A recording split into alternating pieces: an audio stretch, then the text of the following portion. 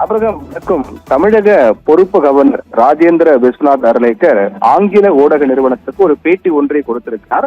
அந்த பேட்டியில் அவர் தெரிவித்திருக்கக்கூடிய கருத்துக்கள், அந்த விடயங்கள் அனைத்தும் தற்போது மீண்டும் இந்த பரபரப்பை அதிகரிக்க செய்திருக்கிறது.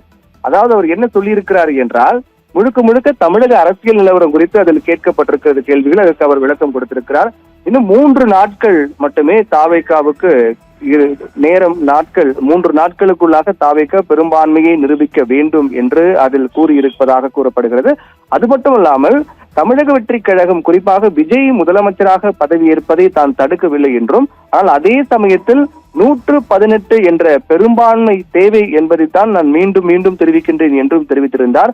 118 எண் பெரும்பான்மை என்பது 118 எம்எல்ஏக்களையும் கவர்னர் மாளிகைக்கு அழைத்து வர வேண்டும் என்ற அவசியம் கிடையாது. மாறாக 118 எம்எல்ஏக்கள் யார் என்று தொடர்பான அந்த கடிதம், அவர்கள் கையெழுத்திட்ட அந்த கடிதம் மட்டுமே, ஆதரவு தெரிவித்த கடிதம் மட்டுமே கொடுத்தால் போதும். மற்றபடி அவர்கள் அனைவரும் கவர்னர் மாளிகைக்கு வர வேண்டிய அவசியம் கிடையாது, பெரும்பான்மை மட்டும் இருந்தால் போதும் என்றும் ஆட்சி அமைக்கலாம் என்றும் தெரிவித்திருக்கிறார். அது மட்டுமல்லாமல் யார் பெரும்பான்மையுடன் வந்தாலும் ஆட்சி அமைக்கலாம், அதில் எந்தவித மாற்று கருத்தும் இல்லை என்றும் அவர் தெரிவித்திருக்கிறார். அதாவது தாவேகாவுக்கு பெரும்பான்மையிலேயே மற்ற தமிழகத்தில் மற்ற கட்சிகளாக இருக்கக்கூடிய அவர்களும் ஒன்று சேர்ந்தோ அல்லது அவர்களும் பெரும்பான்மை பெற்றோ வந்தாலும் தாராளமாக ஆட்சி அமைக்கலாம், அதில் எந்தவித மாற்று கருத்தும் இல்லை, அதில் எந்தவித சந்தேகமும் இல்லை என்பதையும் தமிழக பொறுப்பு கவர்னர் அர்லேக்கர் குறிப்பிட்டிருக்கிறார்.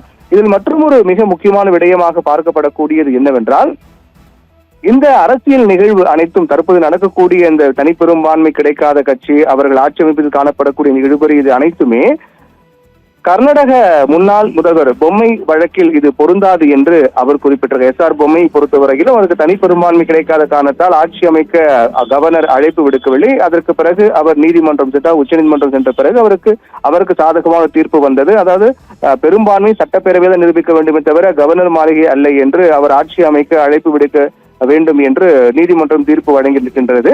அதை அடிப்படையாக வைத்துதான் தற்போது விஜயனுடைய விவகாரமும் தீவிரமாக பேசப்பட்டு வருகிறது. ஆனால் இது குறித்தும் தமிழக பொறுப்பு கவர்னர் அர்லேக்கர் பேசியிருக்கிறார். என்ன கூறியிருக்கிறார் என்றால், அந்த ஒரு வழக்கு, அதில் வெளியான தீர்ப்பு என்பது தமிழக அரசியல் நிலவரம், தற்போது நடக்கக்கூடிய இந்த நிலவரத்தோடு அது பொருத்தி பார்க்க முடியாது, அது பொருந்தாது, இப்போது இருக்கக்கூடிய இந்த சூழலுக்கு அது பொருந்தாது என்றும் அர்லேக்கர் குறிப்பிட்டிருக்கிறார். அது மட்டுமில்லாமல் விஜய் பதவி ஏற்பதை நான் தடுப்பதாக கூறுவது ஏற்க முடியாது என்றும், பெரும்பான்மையை நிரூபிக்க குதிரை பேரம் நடத்துவதை அனுமதிக்க முடியாது என்றும் தெரிவித்திருக்கிறார். திமுக அதிமுக சேர்ந்து ஆட்சி அமைக்க உரிமை கோரினாலும் ஏற்க தயார், எனக்கு தேவை பெரும்பான்மை மட்டுமே தவிர எந்த கட்சியாக இருந்தாலும் அது ஏற்க தயார் என்றும் குறிப்பிட்டிருக்கிறார். அடுத்த 3 நாட்கள் இப்படியே நீடித்தால் அடுத்த கட்ட நடவடிக்கை குறித்து ஆலோசிப்பேன் என்று தமிழக பொறுப்பு கவர்னர் அர்லேக்கர் குறிப்பிட்டிருக்கிறார். 3 நாட்கள் வரை நேரம், 3 நாட்களுக்கு பிறகும் இதே குழப்பம் நீடித்தால் அடுத்த கட்ட நடவடிக்கை என்றால் அடுத்த கட்ட நடவடிக்கை எடுக்கப்படும் என்று தெரிவித்திருக்கிறார். ஆளுநரை பொறுத்தவரையும் அடுத்த கட்ட நடவடிக்கை என்றால் அவர் தரப்பில் அது குடியரசுத் தலைவர் ஆட்சி அமல்படுத்துவதால் அடுத்த கட்ட நடவடிக்கை அது அதிகாரப்பூர்வமாக குடியரசுத் தலைவர் ஆட்சி அமல்படுத்தப்பட்டு அதற்கான சட்ட நடைமுறைகள், அதற்கான குடியரசுத் தலைவரின் கீழ் அந்த அரசு என்பது செயல்படும் அந்த நடைமுறை தான் அவர் அடுத்த கட்ட நடைமுறை என்று கூறுகிறார். ஏற்கனவே தமிழக அரசு கலைக்கப்பட்டிருக்கக்கூடிய நிலையில், புதிய அரசு பதவியேற்காமல் இருக்கக்கூடிய நிலையில் கிட்டத்தட்ட குடியரசுத் தலைவர் ஆட்சி தான் நடைமுறையில் இருக்கும் என்ற நிலையில் 3 நாட்களும் பிறகும் இதே நீடித்தால் குடியரசுத் தலைவர் ஆட்சி என்பதை மறைமுகமாக அடுத்த கட்ட நடவடிக்கை என்று தமிழக பொறுப்பு கவர்னர் அர்லேக்கர் கூறியிருக்கிறார். ஆளுநர் மாளிகைக்கு 118 எம்எல்ஏக்களையும் அழைத்து வர வேண்டிய அவசியம் கிடையாது, நான் அப்படியும் கூறவில்லை. 118 எம்எல்ஏக்கள் யார் எந்த கட்சி ஆதரவு என்று தெரிவித்தால் மட்டும் போதும் என்று அவர் குறிப்பிட்டிருக்கிறார். வேற எந்த கட்சியும் பெரும்பான்மையை காண்பித்து ஆட்சி அமைக்க முன்வரலாம் என்றும், விஜய் முதலமைச்சராக பதவியேற்ற பின் குதிரை பேரம் நடக்க வாய்ப்புள்ளது என்றும் அர்லேக்கர் தெரிவித்திருக்கிறார். அவர் முதலமைச்சராக பதவியேற்றாலும் கூட இதற்கு பிறகு அவருடைய பெரும்பான்மையை கலைப்பதற்காகவும் அந்த பெரும்பான்மையை தளர்த்து போக செய்யக்கூடிய வகையிலும் குதிரை பேரம் நடப்பதற்கான வாய்ப்பு இருப்பதாக கூட அர்லேக்கர் குறிப்பிட்டிருக்கிறார். அதில் ஏற்கனவே கூறியது போல எஸ்ஆர் பொம்மை வழக்கினுடைய உத்தரவு இந்த சூழ்நிலைக்கு பொருந்தாது என்றும் அவர் அந்த ஆங்கில ஊடக நிறுவனத்துக்கு அளித்த பேட்டியில் தெரிவித்திருக்கிறார். பெரும்பான்மையை நிரூபிக்காதது தாவேகாவுக்கு மட்டும் பிரச்சனை அல்ல, ஒட்டுமொத்த தமிழ்நாட்டிற்கும் தான் பிரச்சனை என்றும் இந்த பேட்டியின் போது தமிழக பொறுப்பு கவர்னர் அர்லேக்கர் குறிப்பிட்டிருக்கிறார்.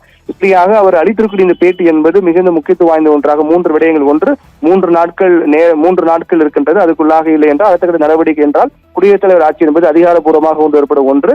2வது, 118 எம்எல்ஏக்களையும் ஆளுநர் மாளிகை அழைக்க வேண்டிய அவசியம் கிடையாது, மாறாக எந்த எம்எல்ஏக்கள் ஆதரவு என்பதை அவர் எழுத்துப்பூர்வமாக கையெழுத்து பெற்ற ஆவணம் மட்டும் காண்பித்தால் போதும். 2வது, 3வதாக யார் வந்தாலும் தாவேகா மட்டுமல்ல, வேறு யாரு பெரும்பான்மை பெற்று வந்தாலும், திமுக அதிமுக என யார் பெரும்பான்மை பெற்று வந்தாலும் அவர்கள் ஆட்சி அமைக்க அழைப்பு விடுப்பேன் என்றும் குறிப்பிட்டிருக்கிறார். இதுபோன்று விஜய் ஆட்சி அமைத்தாலும் கூட குதிரை பேரத்துக்கான வாய்ப்பு அதிகமாக இருப்பதாகவும் தமிழக பொறுப்பு கவர்னர் அர்லேக்கர் கூறியிருப்பது தற்போதைய விவகாரத்தில் மீண்டும் பேச்சு பொருளை அதிகரிக்க செய்திருக்கு, பரபரப்பை இன்னும் கூட்டியிருக்கிறது. ஆபிரகாம், தகவலுக்கு நன்றி பிரவீன்குமார்.